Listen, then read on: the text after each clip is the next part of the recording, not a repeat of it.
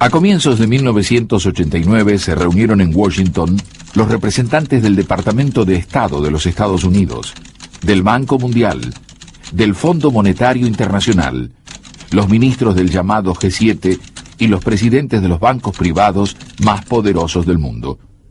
Se llegó a un acuerdo llamado Consenso de Washington, por el que solo se otorgaría ayuda financiera a los países endeudados que adoptasen las políticas sugeridas por el consenso.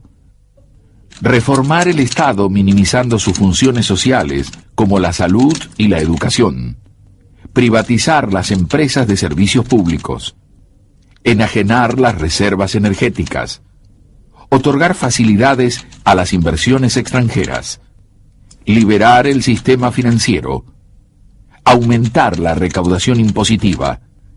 Reducir el déficit fiscal.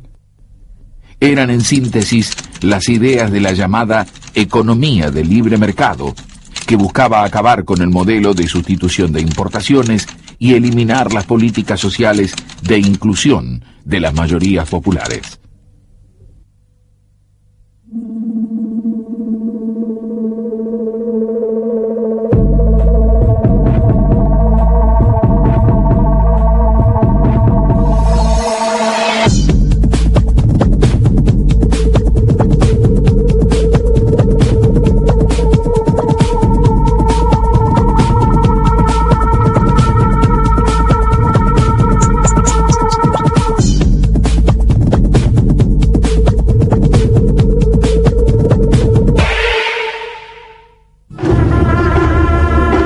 El 8 de julio de 1989, Carlos Saúl Menem asumió la presidencia de la República rodeado de las expectativas populares basadas en sus promesas electorales de salariazo y revolución productiva.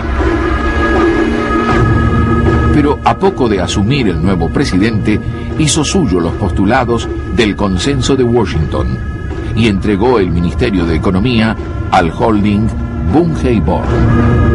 Menem siempre tenía un poco el concepto de Perón, es decir, que la economía había que entregarse a un empresario, no a un político, no a un técnico.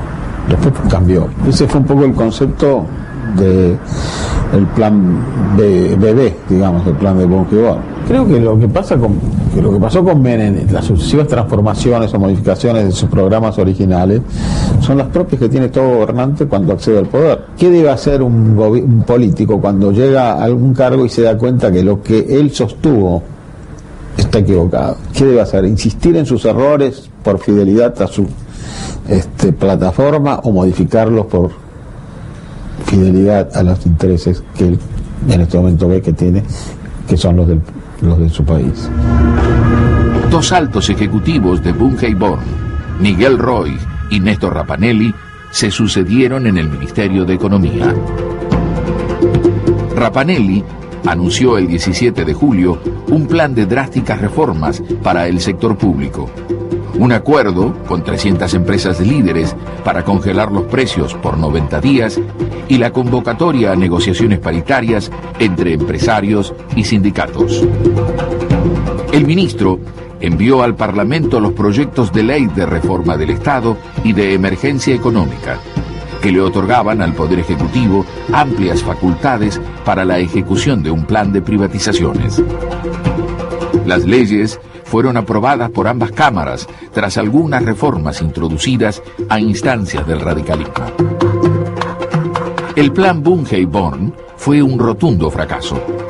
La fallida experiencia evidenciaba la incapacidad de los grupos empresarios locales, llamados generosamente burguesía nacional, de hacerse cargo del manejo de la economía del país.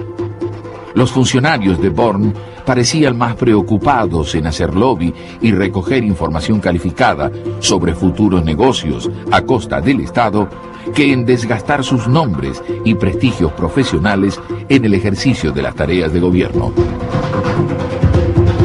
Habiendo logrado sus objetivos personales, pero dejando al país con una inflación mensual de 2 dígitos, el 15 de diciembre de 1989, Néstor Rapanelli le dejó el puesto al ex ministro de Economía de La Rioja, Herman González. Una de las primeras medidas del nuevo ministro fue el canje compulsivo de los depósitos a plazo fijo por bonos externos. Fue un acto de expropiación con graves consecuencias para los pequeños y medianos ahorristas, ya que, como suele ocurrir en estos casos, los grandes especuladores fueron avisados a tiempo. El primer día de cotización de los Monex, la lámina de 100 se vendió a menos de la mitad de su valor nominal. A través de esta medida, el Estado obtuvo fondos equivalentes a 4.600 millones de dólares. Los años transcurridos entre mediados de los 70 y fines de los 90 trajeron aparejadas profundas transformaciones. El Estado benefactor fue cuestionado por los factores de poder y se fue imponiendo un nuevo modelo conocido como neoliberal, que unía un pensamiento fuertemente conservador con el liberalismo económico. La oposición interna y los colosales gastos en la carrera armamentista y espacial llevaron al colapso de la Unión Soviética y el bloque socialista, y a su desintegración a partir de 1989. El fin de siglo encontró al mundo con una sola potencia hegemónica, los Estados Unidos.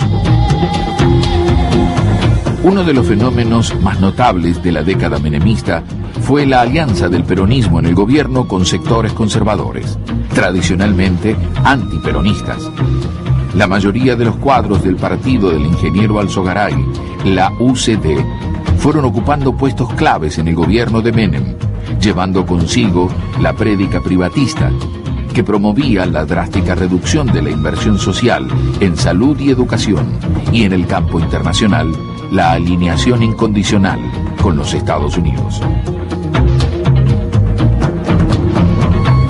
Nadie podía imaginar en 1989 que el doctor Menem, que salía de las raíces del peronismo, iba a implantar la filosofía liberal en el país. Sin embargo, tuvo el coraje de arrojar por la borda 40 años de nacionalsocialismo y ir a una nueva solución, y así lo proclamó públicamente. Por esa razón, nosotros decidimos al principio apoyar al doctor Menem, puesto que si él estaba realizando lo que habíamos predicado durante más de 30 años, no era posible que estuviéramos en contra.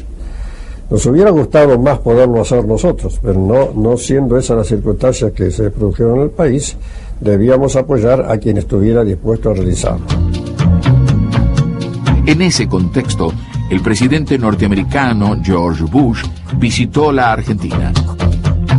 La política exterior argentina, conducida en un primer momento por Domingo Cavallo y luego por Guido Di Tella, fue de total subordinación a los Estados Unidos. Di Tella llegó a jactarse de que la Argentina mantenía relaciones carnales con la potencia hegemónica. God bless you, Mr. President. God bless your country. And God bless our America. Muchísimas gracias. Ya bajo Menem hubo un aniquilamiento del Estado argentino. No podemos estar hablando en estos momentos del Estado argentino tal como hablábamos 20 años atrás, ni como hablábamos a comienzos de siglo. Es decir, en un siglo el Estado argentino ha sido desmantelado arrasadoramente y la gestión Menem lo barrió. En consecuencia, y eso se debió a que la globalización capitalista estadounidense lo respaldaba. Relaciones carnales. Bueno, ¿cuáles son las relaciones carnales? Desmantelar el Estado argentino. Menem lo hizo. El Estado-nación argentino prácticamente está dejando de existir. La inflación no se detuvo y llegó en febrero de 1990 al 60% mensual. El menemismo puso en marcha la venta de todas las empresas y servicios que se encontraban en manos del Estado.